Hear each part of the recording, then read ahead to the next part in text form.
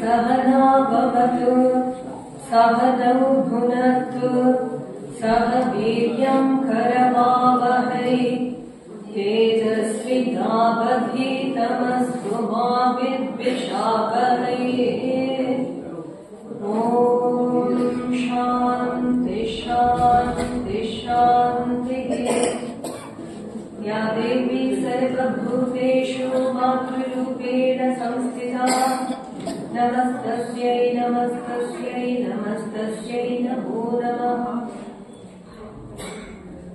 परम पूजनीय शुचिगण मध्यान्ह प्रणाम জানাই আর ভক্ত মণ্ডলীকে আমার নমস্কার।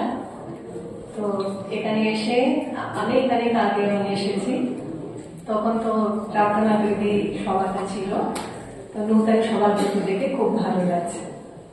তো যে কোনো একটা সংস্থার ভালো চলছে কিনা সেটা জানার জন্য তার সদস্যদের দেখলে বোঝা যায়।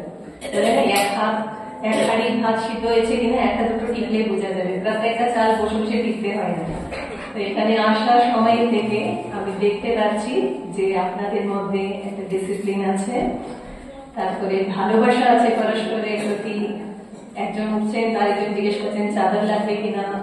এই যে এই সমস্ত ভালোবাসা আর সমৃদ্ধি আর ঠাকুরমার সমিতির প্রতি টান, এইসব দেখে সিস্টার খুব খুশি হয়েছে। তো এটাই সার্থকতা যে কোনো একটা সবার, তো এই স্পিরিটটা যেন সবসময় থাকে। তো ভগিনী নিবেদিতার জীবন ও বাণীর সংক্ষিপ্ত রূপরেখা দিতে গিয়ে মনে পড়ছে তারই উচ্চারিত দুটি বাক্য, আমি ভালোবাসি দুঃখকে, সংগ্রামকে, আত্মবলিদানকে, তার অধিকার আমাদের হোক। তো সেই অধিকার মঙ্গলময় ঈশ্বর তাকে দিয়েছিলেন সানন্দে। তো দেখুন, সিস্টারের কথা অনেকবার আলোচিত হয়েছে, কিন্তু জানার কথা হলেও কিছু কিছু আবার শুনলে ভালো। তার কারণটা বলছে, বেদ মন্ত্রে আছে তন্মাম অবতু তদ বক্তারাম অবতু অবতু মাম অবতু বক্তারাম। এটা আপনারা শুনে থাকবেন। অর্থাৎ পরব্রহ্ম বক্তা এবং শ্রোতা উভয়কে রক্ষা করুন। এর অর্থ বলবো এরকম, আমি খুব বেতারাফ অর্থ বললাম। ব্রহ্মকে সচ্চিদানন্দ স্বরূপ বলা হয়, তার মধ্যে আছে চিৎ স্বরূপ। চিৎ স্বরূপের অর্থ হলো জ্ঞান, অর্থাৎ ব্রহ্ম জ্ঞান স্বরূপ। তো এই জ্ঞান বা বিদ্যা যেটা আমাদেরকে আধ্যাত্মবাদে এগিয়ে দেয়, তাকে সর্বতোভাবে বরণ করা উচিত। এটি হচ্ছে শাস্ত্রের নির্দেশ। নিবেদিতা আলোক দিশারি, তো তার স্মরণ মনন আমাদের শুভবোধ জাগিয়ে দেবে, সাধন পথে এগিয়ে যাবে। এই জন্যে অনুপ্রেরণা পাওয়ার জন্য এদের জীবন যতবার আমরা পড়ি না কেন, ততবারই কিন্তু আমাদের ভিতরে নতুন নতুন লাগে। যেমন কথামৃত পড়লে নতুন লাগে, স্বামীজির পত্রাবলী কিংবা স্বামীজির কথা শুনে, স্বামীজি কবেই বলে গেছে নারী জাগরণ সম্পর্কে মাতাজি এত সুন্দর করে বললেন। প্রত্যেকটা কথা আজকেও তো উপযোগী। আমরা বলতে পারবো না যে ওই সময় বলে গেছেন এই সময়টা এটা অবসলিট, তা কিন্তু হচ্ছে না। এই জন্য তিনি যুগাচার্য। এইরকম ভাবে সিস্টারের জীবন সকলের জন্যই অনুপ্রেরণা প্রদান করে, বিশেষ করে মেয়েদের জন্য। কারণটা আমি বলছি, উনি অবশ্যই সাধিকা, আমরা সবাই জানি। তিনি আধ্যাত্মবাদের দ্বারাই প্রথমে উদ্বুদ্ধ হয়েছেন এবং তিনি খুব সাকসেসফুল ক্যারিয়ার সামলেছেন। এবং সেই সাকসেসফুল ক্যারিয়ারটা শুধু একটা জায়গায় বসে থাকা না, বিভিন্ন দিকে। যখন আমি নিবেদিতার কথা বলার আগে শুধু কালকে রাতে শুধু ভাবছিলাম যে মনে হয় যেন একটা সমুদ্রের সামনে এসে পড়ে গেছে। যে মনে পড়ছিল ঠাকুরের কথামৃতের কথা, যে ব্রহ্ম সমুদ্র, তাকে কে মাপবে? শেষ অব্দি তো কেউ তো পৌঁছাতেই পারে না। আর শুকদেব বড় জোর একটা বড় ভিউ পিঁপড়ে একটা দুটো চিনির দানা, চিনির পাহাড়, তা থেকে একটা দুটো নিয়ে এসেছেন। এরকম ভাবে এত কম একটা সময়ে এতটা কাজ একটা মানুষ কি করে করতে পারে, এটাই অবাক হওয়ার বিষয়। মানে আমরা জীবনে সাফল্য লাভ করার জন্য এক একটা জায়গায় স্ট্রাগল করছি, এক একটা দিক নিয়ে স্ট্রাগল করছি, তো কিভাবে তিনি এতগুলো সামলালেন? আর বলতে গেলে কেউ সেইভাবে ওনাকে সাহায্য করেননি একা। তো সেই জন্য ওনার জীবনীটা আজকে আরো আমাদের দরকার, এবং আমার বিশ্বাস যতই এগিয়ে যাবে দিন তত আরো আরো কিন্তু এর থেকে আমরা আরো প্রেরণা পাবো, কোনোদিনই কিন্তু এটা অবসলিট হবে না। তো মার্গারেট এলিজাবেথ নোবেলের জন্ম আয়ারল্যান্ডে, আমরা খুব সুন্দর করে পাঠে শুনেছি। ছোট্ট শহর ডানগানান, পিতা স্যামুয়েল রিচেন নোবেল, মা মেরি ইসাবেল হ্যামিল্টন। প্রথম সন্তান, সব মায়েদেরই খুব চিন্তা থাকে। আর তার উপরে যে সময়ের কথা আমরা বলছি, সেখানে চিকিৎসার কোনো ব্যবস্থাই ছিল না। বলতে গেলে অনেক মহিলা সন্তানের প্রসবের সময় চলে যেতেন। এটা কিন্তু বুদ্ধের সময় থেকে আমরা দেখছি যে কিভাবে তার জন্য চলে গেছিলেন। তো এইরকম ভাবে এত চিন্তা তার, সেই জন্য কি করছেন, এসে সেই কাছে গিয়ে ঈশ্বরের কাছে প্রার্থনা করছেন, আমার এই যে সন্তান, সে তোমার সেবায় কিন্তু আমি উৎসর্গ করলাম। তো দেখুন, জন্মানোর আগেই তিনি নিবেদিতা। তবে তার 6টি সন্তান ছিল, তো মাত্র 3জনই বেঁচে ছিলেন। নিবেদিতা জ্যেষ্ঠ ছিলেন, তার বোন ছিলেন মেয়ে, আর ভাই ছিলেন রিচমন্ড। তো পিতা ছিলেন ধর্মযাজক, সম্ভ্রান্ত স্কটিশ বংশোদ্ভূত তারা। আর কর্মসূত্রে ইংল্যান্ডে চলে আসেন, আর তার কাছেই মার্গারেটের প্রথম শিক্ষা। পিতা মনে প্রাণে বিশ্বাস করতেন যে মানব জাতির সেবাই ঈশ্বরের প্রকৃত সেবা। এই যে স্বামীজির কথা, ঠাকুরের কথা, দেখুন কোথায় কোন দেশে জন্ম, কোন কানেকশন নেই, কিন্তু ভিতরে যে ঠাকুরজি বলছেন যে অন্তরিক, সে কিন্তু একই পথে হাঁটবে। তো তার বাবার মনেও এটা মনে হয়েছিল যে মানুষের সেবা করতে হবে। তো তিনি যখন প্রচার করতেন কিংবা দরিদ্রদের সঙ্গে উনি দেখাশোনা করতেন, তার ছায়া সঙ্গে হয়েছে মার্গারেট। তো দুর্ভাগ্যবশত স্যামুয়েল খুবই অসুস্থ হয়ে পড়েন। আর তখনও কিন্তু মানে মার্গারেট ছিলেন বাবার খুব প্রিয় সন্তান, যে এত বুদ্ধিমতী তো, আর শান্ত বলা যাবে না, একটু দুষ্টুই, কিন্তু তাও বাবা খুব প্রিয় ছিলেন। এই জন্য তিনি শয্যার পাশে বসে আছেন, বসে বাবাকে পড়ে শোনাচ্ছেন, যে তিনি জানেন বাবা ধর্মপ্রাণ, ওই জন্য বাইবেল থেকে পড়ে শোনাচ্ছেন। কিছু অন্য জিনিস যেটা তিনি নিজে থেকে টুকটাক করে লিখছেন, সেগুলো মানে তাকে বলছেন।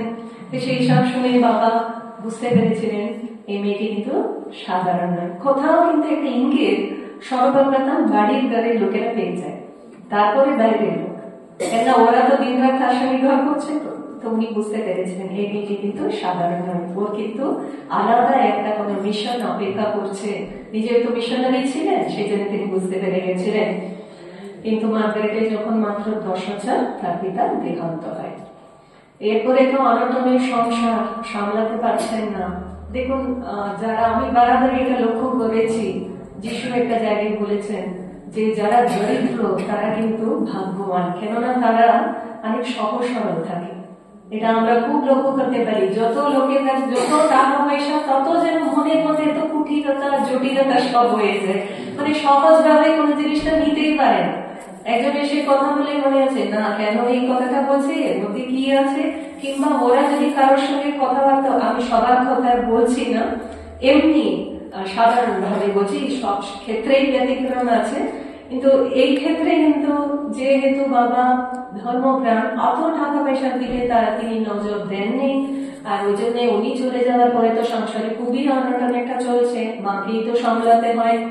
তো ঠিক করছেন সবাই মিলে আর ইংল্যান্ডে থাকা চলবে না, চলে যায় আয়ারল্যান্ডে। তো সেখানে দাদুর বাড়ি যেতে হবে, কিন্তু সর্বপ্রথম তো একটু তো গুছিয়ে আসতে হয়। তো মার্গারেট কি করলেন, 13 বছর মার্গারেট 3 বছরের ছোট্ট ভাইকে নিয়ে জাহাজে করে দাদুর বাড়ি চলে আসছে। তো এই বাচ্চা সামলানো যে কি জিনিস, যে সামলেছে সেই যায়। তো আমার এরকম একটা অভিজ্ঞতা হয়েছে। আমি একটা ঋষিকেশে গিয়েছিলাম, তো একজন ভক্ত দম্পতির সঙ্গে দেখা হলো। তো ওনারা একটু এসেছেন একটু দোকানে একটু স্মার্ট কিনবে। তো এইবার ছোট বাচ্চা ছিল, আমাকে বলে মাতাজি একটু দেখবে। তো এরকম আমি বললাম ঠিক আছে, আমার তো অত ধারণা নেই। সে তো যতক্ষণ বাবা মার সঙ্গে ছিল আমার সঙ্গে হাসি মুখে কথা বললো, আমিও তার সঙ্গে বসেছিলাম। একটু গেল সময় তখন বুঝলাম ঠাকুরের কথা বলতো, যে কিরকম বললেন যে মা চাই, ব্যাস মাকে ডাকবে। এবার ওরা যে দোকান কিনতে কিনতে যে কতদূর চলে গেছেন সেটা তো আমি খেয়াল করিনি। তো তাড়াতাড়ি দেখছি সে ব্যাস কান্নাকাটি শুরু করে দিল। এবার আমি কাছে একটা একটু ভুলানোর চেষ্টা করলাম, চকলেট টকলেট সব দিয়ে, হচ্ছে না কোনোটাতেই। তো ঠিক বললাম ঠিক আছে, এত কাঁদছে বেচারি, নিয়ে মায়ের কাছেই যায়। তো গেলে মানে তখন সে আরো কান্নাকাটি, হাত পা ছুড়ে। এবার আমি ভাবছি কি রাস্তাঘাটে লোকেরা ভাববে যে সাধু এবার ছেলেকে তুলে নিয়ে যাচ্ছে। তো তারপরে ওর মার কাছে গিয়ে বললাম, মা তোমার সন্তান তোমার কাছে থাক, তুমি শুধু এসো, তাই আমি দেখভাল করছি, একা কিন্তু করা যাবে। তো এই ছোট্ট ছেলেটাকে নিয়ে সে তো আমি হিমশিম খেয়ে গেলাম। কিন্তু ওই ছোট মেয়েটি, সেও তো 13 বছরের মেয়ে, সে জাহাজে করে নিয়ে গেছে এবং এত সুন্দর করে তাকে সামলেছে যে সে তো আরো মানে পুরো হাসি মুখে ছিল আর কি। তো এবার মাতামহ হ্যামিল্টন ছিলেন আইরিশ জাতীয়তাবাদী আন্দোলনের প্রমুখ নেতাদের একজন। তো শৈশবে আমরা দেখছি যে কিভাবে মার্গারেটের মধ্যে ধর্ম চেতনা এবং স্বাধীনতার চেতনার একটা সম্মিশ্রণ হচ্ছে। এরপরে আমরা দেখছি তাকে উজ্জ্বল শিক্ষাবিদ রূপে। এবার 2-3টে কটমটর নাম, আমাদের নাম শুনলে যেমন ওদের কটমটর লাগে, ওদের নাম শুনলে আমাদের ওই একই লাগবে। তো শিক্ষাবিদ যারা সুইজারল্যান্ডের বিখ্যাত মনীষী, তো আমি অনেক কষ্ট করে এটাকে নাম পড়ে পড়ে কিন্তু চেষ্টা করলাম বলার জন্য, জোহান হেনরিক পেস্কালোজি।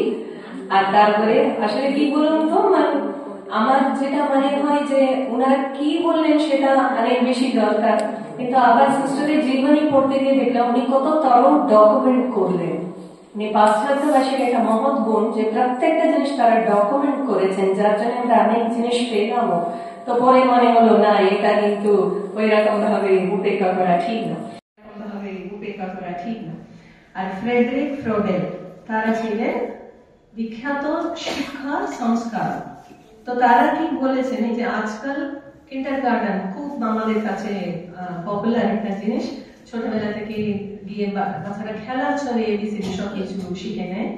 তো সেইরকম ভাবে ওরা ওই প্রাক বিদ্যালয়ের শিক্ষার উপর খুব গুরুত্ব দিতেন। তো ওনারা বলতেন যে শিক্ষা কিন্তু শিশুর ক্ষেত্রে শাস্তি হতে, যে স্কুলে যাওয়া মানে কিন্তু এটা নিয়ে একটা গান, ছড়া গান সবকিছুই আছে।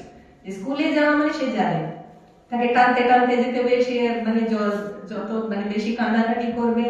আর ক্লাসে হচ্ছে যে একটা বাচ্চা কাঁদলে সবাই মিলে কাঁদবে, তাকে আবার সামলাতে হবে, এই সমস্ত জিনিস আমরা দেখি।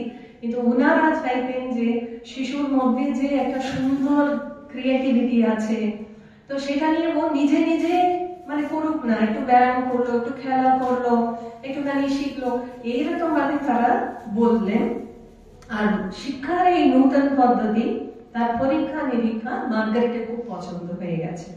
তো সেই জন্য তিনি রাস্কিন স্কুল শুরু করলেন। এই সময় তিনি সুপরিচিত শিল্প সংস্কারক এবেনেজার কুকের কাছ থেকে শিল্পের সমালোচনা করতে শিখেছিলেন।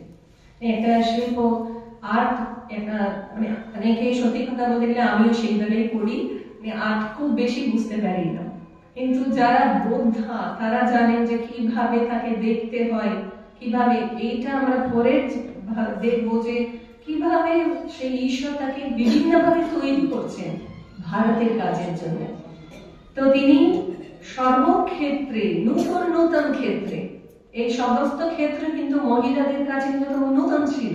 আপনারা দেখছেন যে তিনি কিন্তু কোথাও গিয়ে একজন মহিলা শিক্ষয়িত্রীর কাছে শিখছেন না, এই সবকিছুই কিন্তু তিনি অন্যদের কাছ থেকে শিখছেন আর নিজেকে যোগ্য করে তুলছেন এবং তাতে সাফল্য লাভ করছেন। আমি আরেকজনকে দেখে একটু শুরু করতে পারি, কিন্তু সেটা সাকসেসফুল নাও হতে পারে, কিন্তু সেটাতে উনি সাফল্য লাভ করছেন। এখান থেকে আমরা এই সব ঘটনা থেকে আমরা বুঝতে পারছি যে পরিচিত গণ্ডি ভেঙে নূতনকে বরণ করে নেবার তার সাহসিক মানসিকতা।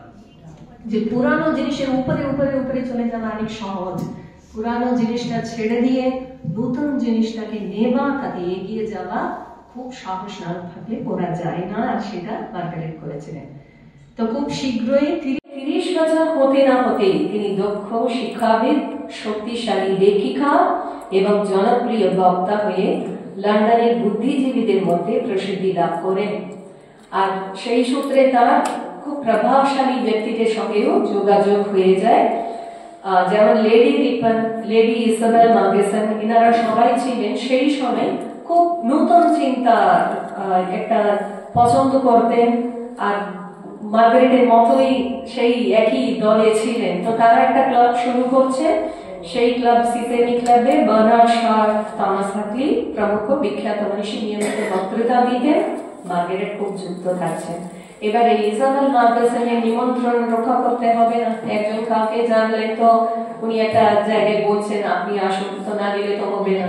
তো এইরকম করে গিয়ে কিন্তু তার স্বামীজির সঙ্গে প্রথম দর্শন হয়েছে। তো এই ক্ষেত্রে কিন্তু আশ্চর্য বক্তা, দেখুন আচার্য অনেক আশ্চর্য পাওয়া যায়, শিষ্য পাওয়া মুশকিল, এটা আমরা সবাই জানি। গুরু মিলে লাখ লাখ, সহজ কথায়। একজন খাঁটি শিষ্য পাওয়া যে কি জিনিস, যারা শিখাতে চান তারাই জানে। একটা রান্না আগে শেখানো যায় না কাউকে, ছোট্ট জিনিস যেমন শেখাচ্ছে তেমনি করলে রান্না ভালো হবে, কিন্তু তারই মধ্যে শেখার আগেই একটা কিছু করে তখন এটা আমরা সবাই জানি। তো মার্গারেট কিন্তু সবকিছু বুঝতে পারেন, কেন স্বামীজি বেদান্তের কথা বলেছে। স্বামীজি কিন্তু কোনো সহজ কথা বলেননি, অত্যন্ত উচ্চ আদর্শ সহজ করেই বলেছেন। কিন্তু আমাদের কাছে একটু ব্রহ্ম বেদান্ত একটু চিন্তা করতে একটু অসুবিধা হয়। বলতে গেলে কথামৃত পড়ে তারপরে উপনিষদ পড়লে বোঝা যায়, অনেক জিনিস সহজে বোঝা যায়। উল্টো দিক থেকে গেলে একটু কঠিন বোঝা, ভাষার জন্য হোক কিংবা যে সমস্ত শব্দ আমরা প্রয়োগ করি তার সঙ্গে আমাদের পরিচিতি নেই বলেই হোক। এই জন্যে হয়তো মার্গারেটের প্রথম উনি অতটাও কিছু বুঝতে পারেনি, কিন্তু এইটুকু উনি বুঝেছিলেন যে বললাম না বুদ্ধিমতী আর ইনটিউশন ছিল তার। শুধু বুদ্ধিমান হলেই হয় না, ইন্টেলিজেন্স একটা জিনিস, ইনটিউশন আর একটা জিনিস। তো সেইটা দিয়ে তিনি বুঝেছেন যে এই মানুষ আমার সামনে বসে যিনি ব্যাখ্যা করেছেন তিনি এমন কিছু বলছেন যে অন্যদের থেকে আলাদা, এবং তা অবশ্যই যুক্তিপূর্ণ ও গ্রহণযোগ্য। এই লজিক্যাল জিনিসটা না থাকলে সিস্টার কিন্তু আসতেন না।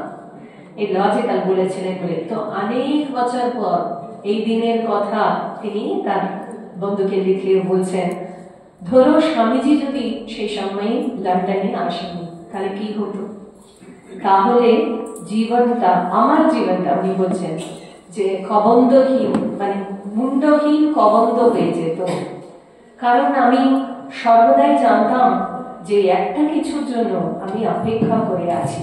তো উনিও কিন্তু একটা ভিতরে ভিতরে বুঝতে পারছেন যে একটা আহ্বান আসবেই, এবং সেই আহ্বান এসেছিল। আর যদি স্বামীজি যদি হিমালয়ের শিখরে বসে ধ্যান করতেন, স্বামীকে ওইটা ইচ্ছা ছিল, মাতাজি এত সুন্দর করে বলেছিলেন, আর ঠাকুর তাকে বটবৃক্ষ করে পাঠিয়ে দিলেন, না হলে আমরা কোথায় থাকতাম। উনি বলতেন অন্তত আমি ভারতে তাহলে কখনো আসতাম, কেন তার সামনে উজ্জ্বল ভবিষ্যৎ, এত শাইনিং একটা পার্সোনালিটি, সবাই কিন্তু তাকে চাইছে।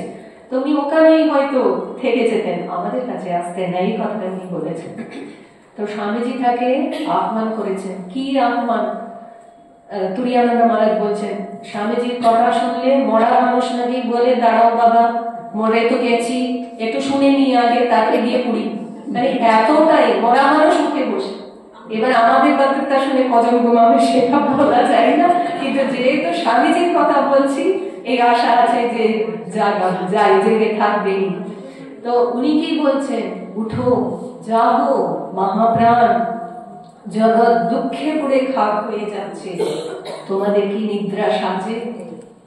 কি কথা বলুন, রোমার আলো বলছেন যে শুনছে তার শরীরে একদম বিদ্যুৎ প্রবাহ খেলে যাচ্ছে, এত বছর হয়ে গেছে তাও তার এতটাই আকর্ষণীয় শক্তি, কেননা তিনি সত্যের উপর দাঁড়িয়ে কথাগুলো বলছেন। মহাচার্য তার হৃদয় অন্যের জন্য কাঁদছে, সেই জন্য তার হৃদয়ের গভীরতা থেকে তিনি অনুভব করে বলছেন, সেটা আবার সেই একই তরঙ্গে যারা যারা আছেন তাদের সবাইকে কিন্তু স্পর্শ করছে স্তরে। তো তিনি বলছেন, আমরা ততক্ষণ ডাকতে থাকবো যতক্ষণ না নিদ্রিত দেবতা জাগে। একটা খুব বিখ্যাত গানের কলি মানে পড়ছে, খুবই বিখ্যাত গান, বীর সেনাপতি বিবেকানন্দ ওই যে ডাকিছে আইবেয়া, আহ্বানে তার আপনা ভুলিয়া কত মহারথী ছুটিয়া যায়। দেখুন কিরকম ভাবে একটা আহ্বানে বাড়ি ঘর উজ্জ্বল ভবিষ্যৎ সব পড়ে রইল একটা কোনাতে, চলে এলেন ভারতে। আর স্বামীজি কি করলেন, এতটা বিশ্বাস তার উপরে, আমরা সবাইকে কিন্তু ট্রেনিং দিচ্ছেন, ওখানে দাঁড় করিয়ে লেকচার দেওয়াচ্ছেন সবাইকে, গুরু ব্রাদারেরও রক্ষা নেই, যিনি সবাই তো ভালো বলতে পারে না, যে ভালো বলেছে সে মানে বেরিয়ে গেল, এবার যে ভালো বলতে পারছে না তাকেও পাকড়াও করে নিয়ে উনি বক্তৃতার জন্য এইসব ট্রেনিং দিচ্ছেন। কিন্তু সিস্টারের জন্য সোজা স্টার্ট টেবিলে একটা আয়োজন করে দিলেন, একটা সভা। আর সেখানে কি বলছেন, পরিচয় করে দিচ্ছেন, মার্গারেট হলেন ভারতের জন্য ইংল্যান্ডের উপহার, gift of England to India. তো এইটা বলার পরে মার্গারেট দাঁড়িয়ে কি বললেন, তার গুরুর প্রতি সম্মান শ্রদ্ধা জানাচ্ছেন, তার মিশনের প্রতি শ্রদ্ধা জানাচ্ছেন। এবং স্বাভাবিকভাবে সবার মনে কৌতূহল ছিল, এই মহিলা এখানে কি করতে এসছে, একটু বেড়াতে এসছেন কি, একটু সমস্ত বেলুন মাঠ, কেন বেলুন মাঠের স্বামীজির কাছে তো অনেকেই আসতেন যেতেন, এরম ভাবে কি আসেন। কিন্তু তিনি কি বলছেন, মার্গারেট আপনারা এমন এক রক্ষণশীল জাতি, দেখুন আমাদের নামে কিন্তু এই স্ট্যাম্পটা অনেক বছর যুগ ধরে আছে, সহজে আমরা নেব না। আপনারা এমন এক রক্ষণশীল জাতি, যে জাতি দীর্ঘদিন ধরে সমগ্র জগতের জন্য আধ্যাত্মিক সম্পদ সযত্নে রক্ষা করে এসেছে। সিকিউরিটি বেশি না থাকলে কি হয়, চুরি তো এখনই হয়ে যাবে। সিকিউরিটি যত বেশি তত জিনিসটা ঠিকঠাক থাকে।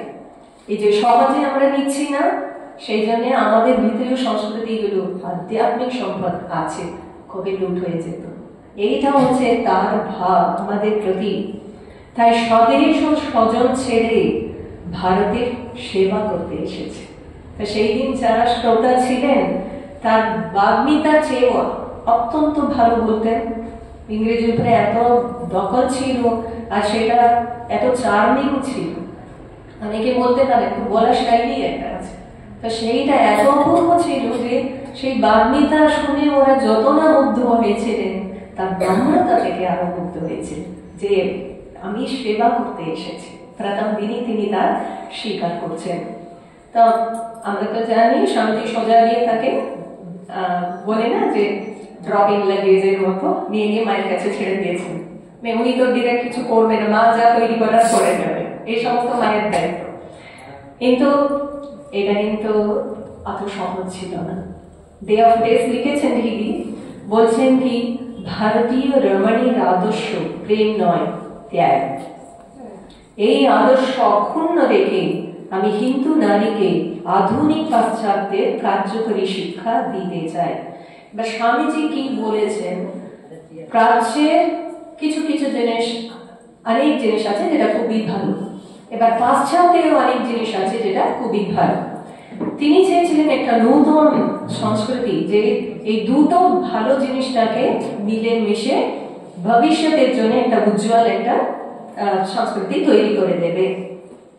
তো ভারতীয় নারীর মধ্যে শিক্ষার বিস্তার করতে হবে। যেমন মাতাজি বলেন, দুজনে সমানভাবে যদি না এগিয়ে যায় সমাজ উঠবে না, তো দুজনকেই সমান হতে হবে। আর মহিলাদের জন্য তিনি স্কুল করতে চাইছেন, তার জন্য মার্গারেটকে নিয়ে এসেছেন। ওয়ান অফ দ্য বক্স, শুধুমাত্র স্কুল করার জন্য না, স্কুল করাও ছিল তার মিশনে একটা। তো এইটার জন্য সমাজ তো তাকে স্বীকার করবে, সমাজ যদি স্বীকার না করে তাহলে কিন্তু হবে না, কেউই আসবে না, কেউ মানবেও না, শুনবেও না। সর্বপ্রথম চাই মানুষ, ব্যক্তি, যার প্রতি আমি সম্মান শ্রদ্ধা জানাতে পারবো, সে যদি আমার শ্রদ্ধা কমেন্ট না করে তাহলে আমি তার কথা কোনটাই শুনবো। তো সেই জন্য তিনি মায়ের কাছে তাকে ছেড়ে দিলেন, কেননা মায়ের কাছে থাকা মানে তিনি সেইভাবে তৈরি হয়ে যাবেন, মার কাছে থাকলে মায়ের মতো তৈরি হয়ে যাবেন। আর ভারতীয় নারীদের সঙ্গে থাকতে হবে, তার মহত্ব বুঝতে হবে। যে কোনো জায়গায় না এসে উপরে উপরে দেখে কমেন্ট করলে হবে না, তার ভিতরে থাকতে হবে, তবে কিন্তু সবকিছু বুঝতে পারবো। তো সেই জন্য তিনি ওইরকম ভাবে রেখে দিয়ে গেলেন।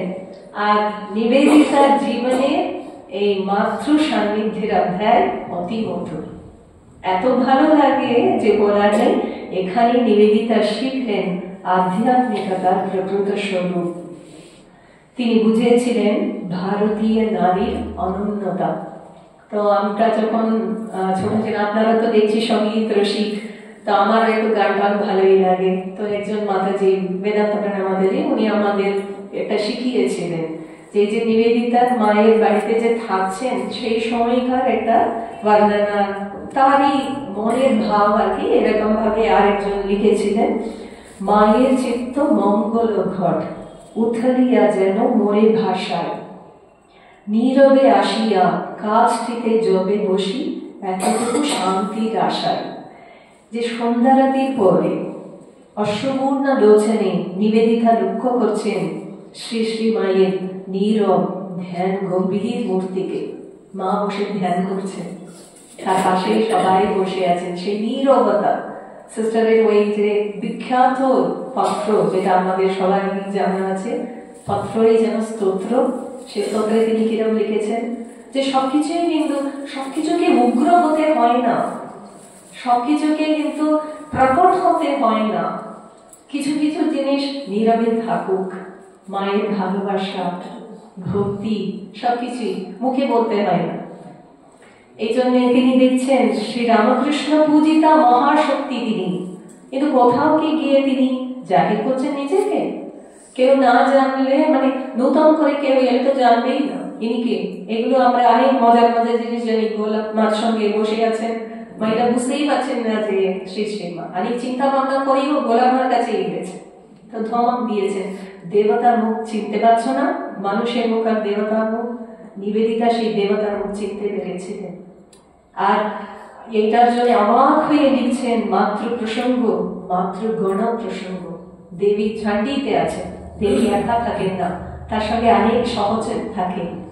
আর সেই সমস্ত এক একজন সহচরই এক এক রকম, কেউ খুবই অনেক সুন্দর এরকম শান্ত, আর কেউ কেউ দেখলে ভয় হয়। ওইটা ঝান্ডির ধ্যান শ্লোকে আছে, কন্যাভি করওয়াল খেট বিলস হস্তাভিরা সেবিতাম, দেখছেন ভয় করে এরকম। মাকে তো তার ঘিরে থাকছেন, অশুভ শক্তিকে তো কাছে আসতে দেবেন না। তো সেই জন্য সেইভাবে তিনি দেখছেন এই মাতৃ বিজ্ঞানের জন্য আমরা নিবেদিতার প্রতি চিরকৃতজ্ঞ থাকবো। কেন সিস্টার যদি ওই সময় না থেকে লিখে না দিতেন না, আমরা কিন্তু মায়ের এই এত কাছে মাকে আমরা হয়তো জানতাম না। কেন মা তো নিজে বসে বসে লিখছেন না, আর সেই সময়কার যারা ভক্ত মহিলারা ছিলেন তারা তাদের শিক্ষা তো নেই, সেই অর্থে নেই। এই শিক্ষা প্রসঙ্গে পরে বলছি। তো সেই জন্য এই বসবাসের ফলে নিবেদিতা ভারতীয় নারীদের সর্বোচ্চ ডিফেন্ডার হয়ে উঠলেন। সেই সময় ভারতীয় নারীদের অপমানের প্রতিবাদে, মানে ভারতীয় নারী যেন অপমানের জন্যই জন্মেছে। সেই পুরানো দিন থেকে যে একমাত্র এই বৈদিক যুগ ছাড়া আর কিছু কিছু সময় ছাড়া তাদের অবদানকে স্বীকৃতি দিয়েছে, খুবই কম লোক স্বীকৃতি দিয়েছে। আর যখন পাশ্চাত্য আগ্রাসনের সময় তো পুরোপুরি ভারতীয় নারীর উপরে এত নিন্দা, এত অপবাদ রটে গেছিল, তো তিনি তাদের প্রতিবাদে একটি গ্রন্থ রচনা করলেন যার শিরোনাম ওয়েব অফ ইন্ডিয়ান লাইফ। এই বইকে তার সর্বশ্রেষ্ঠ রচনা বলা যায়। নিবেদিতার প্রত্যেকটি লেখায় অপূর্ব, কিন্তু এইটা ভারতীয় নারীর ক্ষেত্রে তার সর্বশ্রেষ্ঠ রচনা। বইটি দেশে বিদেশে সাড়া ফেলেছিল। একজন অক্সফোর্ডের প্রফেসর ছিলেন, এখনো অক্সফোর্ড কত নাম করা যায় না, তো তিনি ছিলেন ডক্টর টি.কে. চেইন। তো তিনি ওই বইটি পড়ে এত মুগ্ধ হয়েছিলেন যে নিবেদিতাকে একটা চিঠি লিখছেন। তো বলছেন যে ভারতীয় দর্শন আমি জানতে চাই, কি বই পড়লে ভালো পড়ে দিই, কেন বাকি তখন তো সবকিছুই খারাপ, ভারতীয় মানে সবকিছু খারাপ এই ধরনের বাইরে আছে। সেটাই স্বামীজি দাঁড়িয়ে পাল্টে দিয়ে এসেছিলেন, কিন্তু সেটা তো স্বামীজি বলছে। আমি তো ভারতীয় হয়ে আমার দেশটা ভালো বলতেই পারি, কিন্তু যখন আরেকজন এসে বলছে তখন তার আরো মূল্য বেড়ে যায়। এই যে মাঝে বললেন না যে ঠাকুরের কাজের জন্য ওই দেশে জন্ম, সেই জন্য তার মুখ থেকে যখন ওরা শুনছে তখন তার প্রভাব আরো বেশি পড়ছে। তো সিস্টার কিন্তু দুটি বই বলেছেন, একটি বলেছিলেন ভগবত গীতা, আরেকটি বলেছিলেন স্বামীজির রচনাবলী। তো সেইটা পরে তিনি মুগ্ধ হয়েছিলেন, লিখেছেন মাই ভিউ ওয়াজ রেভলিউশনাইজড, আমি পুরো বদলে গেছি ভারতের সম্পর্কে। তো তাহলে বুঝতে পারছেন যে কত জনের মনের মধ্যে একটা পজিটিভ পরিবর্তন এসেছিল। আর নিবেদিতা কি করলেন, সেই বইটি উৎসর্গ করলেন, সমস্ত কৃতিত্ব দিলেন তার গুরু স্বামী বিবেকানন্দকে। উৎসর্গ পত্রে লিখেছেন স্বামীজির অতি প্রিয় কথা, বা গুরুজি কি ফতে, তার মানেটা হচ্ছে গুরুর জয় হোক। কোথাও নিজের কৃতিত্ব নেননি তো, হ্যাঁ আমি তো লিখেছি, ওরা তো জানতো না, আমি গেলাম, আমি ছিলাম, আমি আমি আমি সেই আমি নেই ওখানে। এই জন্য নিবেদিতা মানব। আর সেখানে বন্ধু ম্যাটলনকে বলছেন, মানে নিবেদিতা খুব ভাবুক ছিলেন, সেই জন্য তার কথাগুলো কিছু কিছু আমি ওরই নিজের মুখের ভাষায় তুলে ধরার চেষ্টা করছি, যদি উনি ইংরেজিতে বলেছিলেন। বাংলা অনুবাদ খুবই সুন্দর। তুমি শুধু বলো যে এই বইটিকে তুমি তার অর্থাৎ স্বামীজি বলেই চিনতে পেরেছ, বলো যে এটি তাকে খুশি করেছে, তিনি একে আশীর্বাদ করছেন, তার বেশি আমি আর কিছু চাই না। এই যে কত ত্যাগের ভাব, সবকিছু একটা সুন্দর জিনিস, সব থেকে শ্রেষ্ঠ রচনা গুরু শ্রীচরণে দিয়ে দিলেন। এর থেকে বড় গুরু দক্ষিণা আর কি হতে পারে। একবার একটা কথাবার্তার মধ্যে তার একটু সাধু বলে ফেললেন যে আমাদের মেয়েরা তো অজ্ঞ, সঙ্গে সঙ্গে নিবেদিতা প্রতিবাদ করছেন, ভারতীয় মেয়েরা অজ্ঞ কখনোই নয়, ও দেশের মেয়েদের মুখে, মানে উনি সবসময় পাশ্চাত্য দেশে, যদিও তিনি সেখানে জন্মেছিলেন, ও দেশ বলতে, আর ভারত হচ্ছে আমার দেশ, নিজের দেশ, স্বদেশ। ও দেশের মেয়েদের মুখে এমন সব জ্ঞানের কথা কেউ কখনো শুনেছে? আর এই বক্তৃতায় বলছেন যে অনেক বড় বক্তৃতায়, তো আরো আমি বলবো না, আধুনিক অর্থে ভারতীয় নারীরা অজ্ঞ বটে, অর্থাৎ কি লিখতে পড়তে জানে না। সেই সময় 10% ছিল না, আজকে মানে প্রায় আমরা 100-র কাছাকাছি পৌঁছে গেছি, সবাই শিক্ষিত। আমি একটা গ্রামে গিয়েও জিজ্ঞাসা করি, ওরা বলে আমি অঙ্কে পিএইচডি করছি। কিছুদিন আগে একটা গ্রামে গেছি, ভীষণ ভালো লেগেছিল। আর একটা জায়গায় উড়িষ্যার কোন একটা গ্রামে গেছিলাম কম্বল টম্বল দিতে, আরেকজন মাতাজি ছিলেন, সেখানে বলেছিলাম যে টিপসই দিতে পারেন।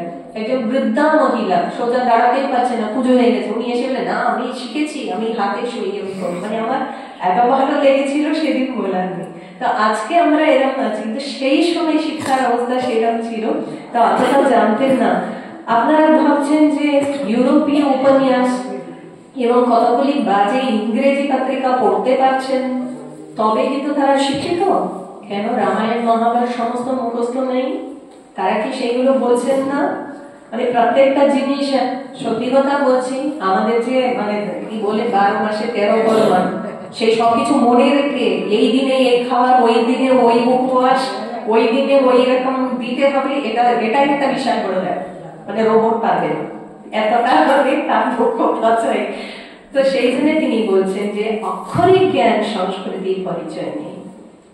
ভারতীয় জীবনের মূল কথা হলো মহত্ব, ভদ্রতা, পরিচ্ছন্নতা, ধর্ম শিক্ষা, হৃদয় ও মনের উৎকর্ষ, ভালোবাসা, এটাই তো ধর্ম। ধর্মের আর কি ব্যাখ্যা আছে? ভালোবাসায়, পবিত্রতায় ধর্মের ব্যাখ্যা। সোজা কথা বলতে গেলে আর বিশাল বিশাল কোনো ধর্মগ্রন্থই লাগবে না, এই সবই কিন্তু ভারতীয় মেয়েদের মধ্যে আছে। আর সর্বত্র পূজিত মায়ের ছবি সিস্টার রাইমা সারা বলে উদ্যোগে আমরা পেলাম।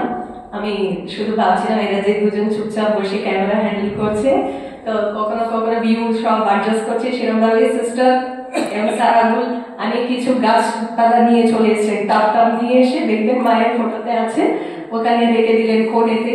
তারপরে কিভাবে চুল থাকবে, মা তো এসব কিছু দেখছেন না, চুলটা সোজা করে দিলেন, দেখবেন লাল পাড়টা দেখা যাচ্ছে, আপনার বর্ডার দেখানোর মতো সুন্দর করে লাল পাড় সব করে দিয়েছে।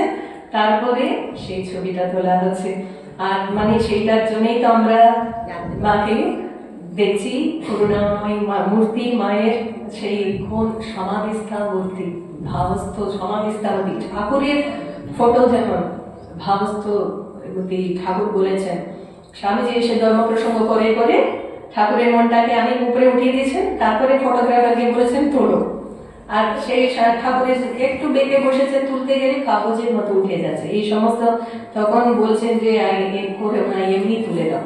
তো সিস্টারকে আমরা দেখছি একই ভূমিকায় মাকে বসিয়ে টসিয়ে ছবিটা সর্বজন পূজ্য ছবি দিয়ে দিচ্ছেন। কিন্তু সবার পছন্দ তো হয়নি। সর্বপ্রথম কোথায় থেকে একটা মেয়ে সাহেব এসে বসে পড়েছে, তার আচার বিচার কিছু আছে কিনা, এবং তখনকার সময় এখনো আছে, একটু কাটো দেখলে তো একটু মুশকিল, তিনি তো হয়তো একটুর উপরে বসে পড়লেন আমি নিচি বলে। তো এই সব দেখে তো যারা একটু রক্ষণশীল ছিলেন তাদের তো ভালো লাগেনি, কিন্তু তার সরলতা, পবিত্রতা এবং নম্রতা তাদের মন জয় করে নিয়েছিল। তো উনি বসেই আছেন, কখন মায়ের জন্য একটু কিছু সেবা করতে পারেন, মা বসছেন, সেই আসনটি করে দিচ্ছেন, কিংবা কাগজ নিয়ে আমরা এই ডাস্টিং করাটা একটা বিশাল বড় ব্যাপার, আর কোনো কাজও করতে হবে না, ওই দিনরাত ঝুল ঝাড়ুন, দেখবেন কি পরিশ্রম থাকে। তো তিনি নিয়ে এটা কাগজ নিয়ে কাঁচটা বসিয়ে বসিয়ে সুন্দর করে ঝকঝক করে দিচ্ছেন। তো এই সমস্ত ভাবে উনি সেবা করতে চাইছেন, আর মহামায়া সন্তুষ্টি দিতে চাইছেন, সিংহ হয়ে যাচ্ছেন কখন। আর বাকিরা তো জানে না, মা তো উপরে আছেন, মায়ের বাড়িতে যারা গেছেন ছোটকাল, আর বাকি সবাই তো নিচে আছেন, কিন্তু ওরা শুধু বুঝতে পারছেন খুব আনন্দ হচ্ছে ওদের, কেন হঠাৎ জগদ্ধাত্রী সিংহ হয়ে গেলে নিবে, ঘরের চারিদিকে হামাগুড়ি দিয়ে যাচ্ছেন আর গর্জন করছে। স্বামীজি তো তাকে সিংহিনী বলেছেন, তো তিনি সিংহই হবেন। আর তো অনেক কিছু তো ছিল, হননি, ওই সিংহই হয়েছে। তারপরে লক্ষ্মী দিদিকে পিঠে বসিয়ে নেবেন, চারিদিকে যাচ্ছেন। তা এরম ভাবে মাকে এবং মেয়েদের কোথাও কোথাও বেড়াতে নিয়ে যাচ্ছেন। এই সব ভাবে তিনি চেষ্টা করছেন যে মহামায়াকে প্রসন্ন করতে হবে। আর আবার চণ্ডীতে আছে সৈষা প্রসন্না বরদা ভগবান মুক্তাই, আচ্ছা ঠিক শব্দটা এখন মনে পড়ছে না, যে তার প্রসন্নতা লাভে কিন্তু মানুষের মুক্তি লাভ পর্যন্ত সম্ভব, এটা তিনি জানতেন। আর স্বামীজি তাকে ব্রহ্মচর্য দিয়ে নিবেদিতা নাম দিলেন, মঠে সেই পূজা করালেন, বুদ্ধের চরণে অঞ্জলি দেওয়ালেন, আর বলেছেন আবেগপূর্ণ কণ্ঠে, আমি শুধু ভাবছি যে কিছু মাস আগে একটা নিউজে এটা এসেছিল যে বৌদ্ধ সম্প্রদায়ে কোনো একটা ক্ষীণযান মঠে কিংবা মহাযান মঠ, ঠিক এখন মনে নেই, বহু বছর কোনো ভিক্ষুণী ছিলেন না। তো এইবার তিনি ভিক্ষুণী নিয়েছেন, তো বহু বছর পরে সেই সম্প্রদায় আবার এলো এরম ভাবে। তো আমি শুধু ভাবছি যে হিন্দু নারী যে সন্ন্যাসিনী যে ছিলেন নিশ্চয়, কিন্তু সংঘবদ্ধ ভাবে তো ছিলেন না, তো সেইটার স্বামীজি যে প্রবর্তন করেছেন নিবেদিতার মাধ্যমে, সেই ধারাটা শুরু করে দিচ্ছেন। সেই জন্য তিনি আবেগপূর্ণ কণ্ঠে বলেছেন, যাও, যিনি বুদ্ধত্ব লাভের আগে 500 বার অপরের জন্য জন্মগ্রহণ করেছিলেন এবং প্রাণ বিসর্জন দিয়েছিলেন, সেই বুদ্ধকে অনুসরণ করো। সিস্টার একটা জিনিস সম্পর্কে খুব অবগত ছিলেন, সচেতন ছিলেন বলতে গেলে, সেটা হলো তিনি জানেন তিনি একজন মিডিয়াম, তার মাধ্যমে জগৎ জানবে স্বামীজির কথা, এবং তিনি জানতেন স্বামীজি জগৎগুরু, প্রফেট। তো তার এক একটা কথা যখন তিনি বলতেন, তিনি সতর্ক হয়ে থাকতেন, ওনার কলম এরকম ভাবে থাকতো যে কোন মুহূর্তে তিনি কোন শব্দটা তিনি বলবেন সেটা যেন হারিয়ে না যায় ভবিষ্যতের জন্য। যে আজকে যে আমরা উদ্বুদ্ধ হচ্ছি, বিশেষ করে নারীরা, আমি তো অনুরোধ করব যদি কখনো সময় পান একটু নিবেদিতার এই সমস্ত জিনিস নিয়ে একটু আলোচনা করবেন। অবশ্যই আপনারা করছেন হয়তো, কিন্তু আরো যদি করেন দেখতে পারবেন যে কিভাবে সেই সমস্ত কথা অর্জুনকে উপলক্ষ করে যেন গীতা বলা হয়েছিল, সেরকম ভাবে নিবেদিতাকে উপলক্ষ করে এই সমস্ত কথা স্বামীজি ভবিষ্যৎ প্রজন্মের জন্য বলছেন। তো ছোট বিদ্যালয়ে শুরু হয়ে যাচ্ছে শিক্ষার অগ্রাধিকার। স্বামীজির সময় কিন্তু স্কুল ছিল, গঙ্গাবাই বলে একজন ছিলেন, তিনি ছিলেন রানী ঝাঁসি রানী লক্ষ্মীবাই তার সেনাপতি একজন। আর যখন ঝাঁসি রানীর সঙ্গে ব্রিটিশদের যুদ্ধ হলো, তিনি কিন্তু পুরুষ বেশে ছিলেন, সৈনিক বেশে ছিলেন, সেই জন্য তারা বুঝতে পারেনি কিন্তু গঙ্গাবাই বুঝতে পেরেছিলেন যে ঝাঁসি রানী পড়ে গেছিলেন, মানে আঘাত প্রাপ্ত হয়ে ঘোড়া দিকে নিচে পড়ে যাচ্ছে, উনি দেখতে পেরেছেন। জেনে ওরা বলছেন, তখনকার দিনে তো ফোর্ট ছিল, ফোর্ট তো এরকম উপরে পাথরের উপরে তো ওরা ফোর্ট করছে, দুর্গ করছে, সেখান থেকে তিনি ঘোড়াতে নিচে সঙ্গে সঙ্গে ঝাঁপ দিয়েছেন আর লক্ষ্মীবাইয়ের শরীরটাকে তুলে নিয়ে ওখান থেকে বেরিয়ে গেছে, মানে শত্রুর হাতে তিনি পড়তে দেন, মানে এতটাই সাহসিনী তিনি। আর গঙ্গাবাই পরে নেপালে চলে যান, সন্ন্যাসিনী হয়ে যান, আর তারপরে উনি ফিরে আসেন কলকাতায়। কলকাতা তখন রাজধানী।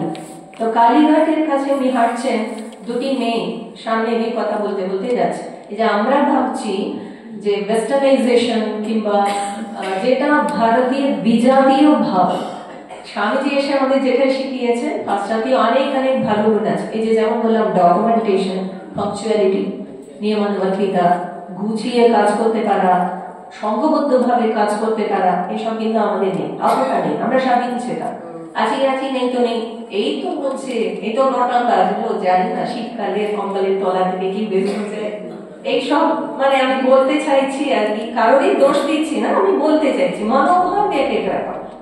তো সেই রকম যেটা উনি ওই জন্য এটা বাড়াবাড়ি আছে, এবং ওই জন্য উনি বলছেন ধর্ম ক্ষয়ের সময় আবার ধর্মের উদ্ধার করার জন্য অবতারেরও প্রয়োজন হয়। তো দুটি মেয়ে, বাঙালি মেয়ে বলতে বলতে যাচ্ছে যে এই সমস্ত হিন্দু এটা নিয়ে কি হবে, এইসব ভারতীয় সংস্কৃতি নিয়ে কি হবে, এইসব আমার ভালো লাগে না, এরকম ভাবে ওরা বলতে যাচ্ছে। তো গঙ্গাবাই খুব খারাপ লেগেছে। তো তিনি সঙ্গে সঙ্গে একটা স্কুল শুরু করেছিলেন, সেই স্কুল সামনে গিয়ে দেখেওছেন, আর সেখানে তিনি শিব পূজা, সংস্কৃত শ্লোক বলা টলা এই সমস্ত কিছু ওদের দিয়ে করাচ্ছে। তো তাহলে ওই স্কুলেই তো টাকা পয়সা দিয়ে দিলে তো পেয়ে যায়। স্বামীজি কিসের জন্য আমরা নিবেদিতাকে দিয়ে স্কুল শুরু করালেন? কারণটা এটা যে তিনি দেখলেন দুটো জিনিস ওনার ভালো লাগে। একটা জিনিস দেখেছিলেন যে টিচার যারা ছিলেন তাদের মধ্যে অনেক ছেলেরাও ছিল। এবার তারা, মানে উনি সবসময় মেয়েদের সমান মর্যাদা দিতে চাইছেন। স্বামীজির থিম হলো ছেলেদের যা হচ্ছে তাই আমি মেয়েদেরও করছি, ওরা একইভাবে একই কাজ সমানভাবে করতে পারবে। তো এই ভাবের জন্য তিনি যে স্বাধীনতা দিতে এসেছেন কিংবা স্বাধীনতার সচেতন করতে এসেছিলেন, স্বাধীনতা যে আছে আমাদের মধ্যে, আমরা পারবো সেটা জায়গাতেই তো এসেছেন উনি। তো সেখানে তিনি এরকম ভাবে অন্যের তলায় যে থাকবে সেটা উনি পছন্দ করেন, এক নম্বর। আর দ্বিতীয় কথা তিনি চেয়েছিলেন পাশ্চাত্য শিক্ষাও দরকার, শুধু শিব পূজা করে সংস্কৃত শ্লোক বললে হবে না, দুটোই চাই। তো এই জন্যই কিন্তু নিবেদিতা স্কুলটাকে উনি অগ্রাধিকার দিয়েছিলেন।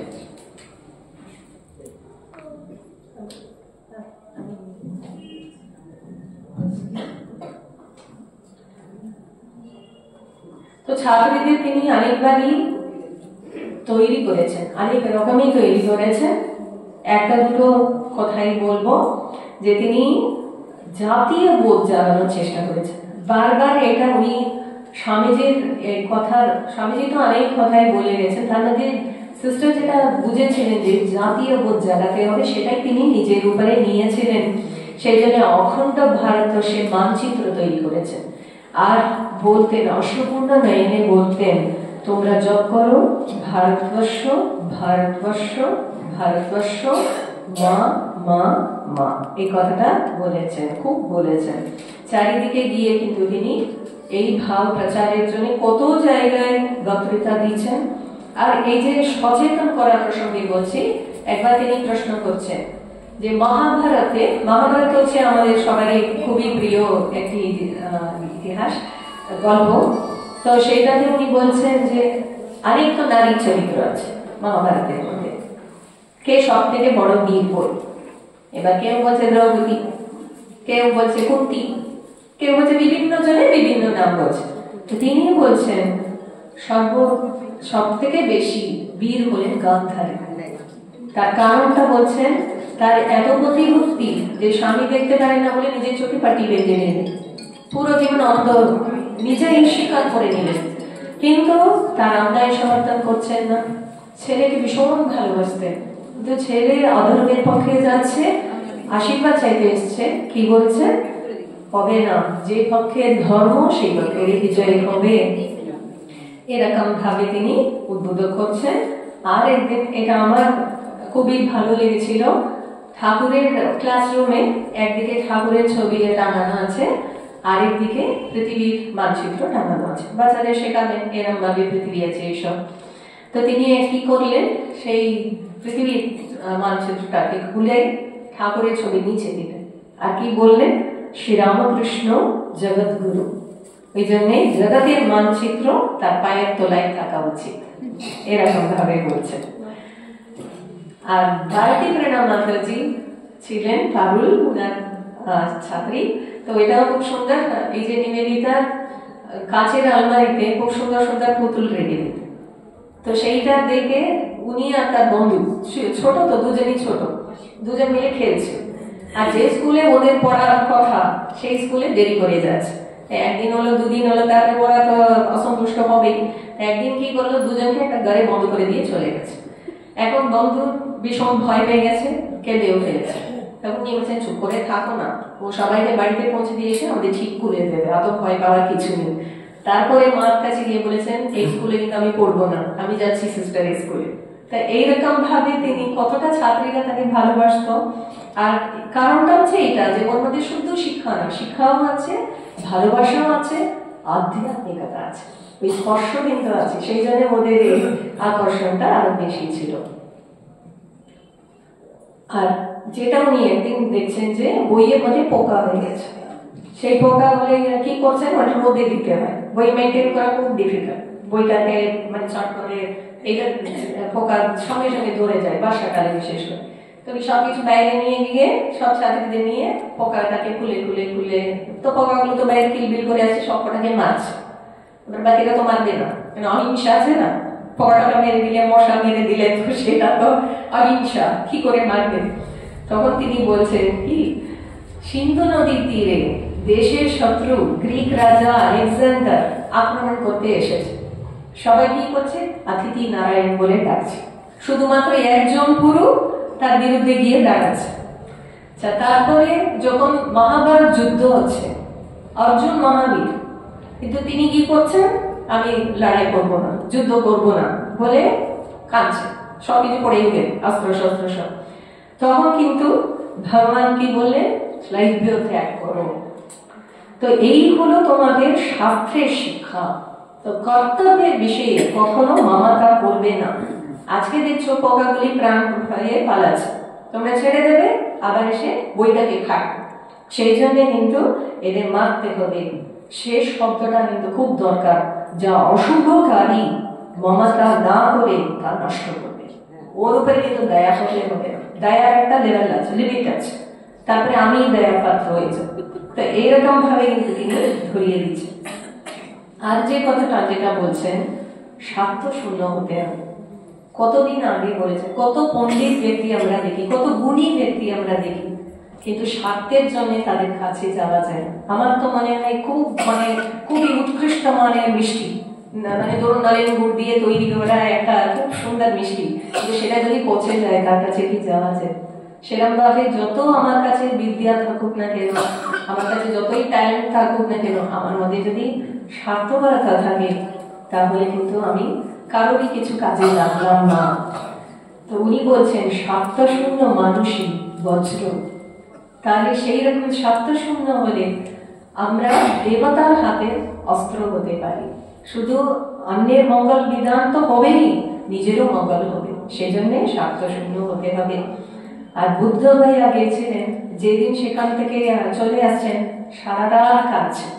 কেন? এত শান্তি স্তূপ আছে, এত গুপ্ত যুগ, এত এত উন্নত সমস্ত স্ট্রাকচার, সবকিছু দেখে উনার মনে হচ্ছে যে এই যে উজ্জ্বল ঐতিহ্য আর আজকে যে এই দুর্দশা, এই জন্যে তার কান্না। আজকে আমি বেশিরভাগ শুধুমাত্র মহিলাদের জন্য যেটা চেষ্টা করেছেন তার উপরেই কিন্তু কনসেন্ট্রেট করছি। তা আরেকটা বলবো, দক্ষিণ দেশে তিনি তো বিভিন্ন দেশে গিয়ে প্রচার করেছেন। তার মধ্যে চেন্নাই যখন গিয়েছিলেন তখন মাদ্রাজ ছিল, সেখানকার বিখ্যাত কবি ভারতী, সুব্রমণ্য ভারতী, তার সঙ্গে তার একবার মাত্রই দেখা হয়েছে। তো তিনি প্রথমবার কি বলেছেন, স্বামীজি শিষ্য সবকিছুই ঠিক আছে, কিন্তু তো বিদেশিনী এ কি বুঝবে, ভারতীয় বাজকে ভাবকে কিছু বুঝবে? ওনার অত ভালো ইমপ্রেশন ছিল না। কিন্তু তিনি সেটা বুঝেওছিলেন, নিবেদিতা বুঝেছেন। তো উনি বলছেন এইরকম ভাবে এই ক্ষুদ্র গণ্ডির মনোভাব থেকে বেরিয়ে আসুন। তারপরে যেটা বলছেন আপনার স্ত্রীকে আনেননি, উনি বলছেন না আমাদের সমাজে কিন্তু স্ত্রী আসে না, ও পিছনে থাকে, মানে ওখানে কোনেতে আছে, বিপরীত পড়াশোনা কিছু জানে না, এরকম ভাবে কিছু বলেছে। তো সঙ্গে সঙ্গে সিস্টার কিন্তু বলছেন যে এটা কিন্তু আপনি ঠিক করেননি, তাকে তো আপনাকে ভালোবাসবেন, সম্মান দেবেন, তবে তো মানে হবে। এরা স্বামীজির ভাবটা বলেছেন, সেটা ওনার মধ্যে এত তিনি অনুপ্রেরণা লাভ করেছিলেন। তারপর থেকে তার স্ত্রীকে তিনি সমানভাবে সমস্ত অধিকার দিয়েছেন। আর পুরুষদের যেটা হয়, তারা যদি সমান মর্যাদা দেন, সমাজের টিটকিরি শুনতে হয়, এই তো ওর জন্য এটা করছে। কিন্তু তিনি তখনকার সমাজে এইটাকে করেছিলেন, মানে অগ্রদূত হয়েছিলেন। আর তিনি তার গ্রন্থ নিবেদিতাকে উৎসর্গ করে লিখেছিলেন, এই গ্রন্থখানি আমি ভগবান বিবেকানন্দের ধর্মপুত্রী শ্রীমতী নিবেদিতা দেবীকে উৎসর্গ করছি। কারণটাও তারপরে বলছেন, তিনি শব্দ মাত্র উচ্চারণ না করে এক ক্ষণ মুহূর্তে আমাকে দেশমাতার জন্য যথার্থ সেবার রূপ এবং আত্মোৎসর্গের মহিমা অনুধাবন করিয়ে দিয়েছিলেন। সিস্টারের মধ্যে এটি ছিল, মানে তার মধ্যে ছিল ট্রান্সফর্মিং পাওয়ার। দেখুন, শুধু বক্তৃতা দেওয়া না, তার সংস্পর্শে এলে, যেমন ভাবে স্পর্শমানি সংস্পর্শে এলে সোনা হয়ে যায় মানুষ, লোহা সোনা হয়ে যায়, সেরকম ভাবে এই স্পর্শ মাত্রে তিনি কিন্তু অন্যদের বদলাতে পারতেন। এই ক্ষেত্রেই কিন্তু তার অনন্যতা। আর যেটা বলে শেষ করতে চাই, ভারতে অনেকে এসেছিলেন, বহু যুগ ধরে এসেছেন, মানে কত মেগাস্টানিস, আরো কত কত লোক। কেউ এসেছেন কৌতূহল নিয়ে, কেউ এসেছিলেন তীর্থযাত্রা দেখবো বলে, কিংবা কেউ এসেছেন বেড়াতে যাব, দেখবো সবকিছু কিরকম আছে কিনা আছে। আর কেউ এসেছিলেন লোভের জন্য, ভারতে এত আছে সেই সমস্ত জিনিস নিয়ে যাব বলে। কিন্তু নিবেদিতার মতো আর কেউ শ্রদ্ধা নিয়ে এসেছিলেন কিনা আমার জানা নেই।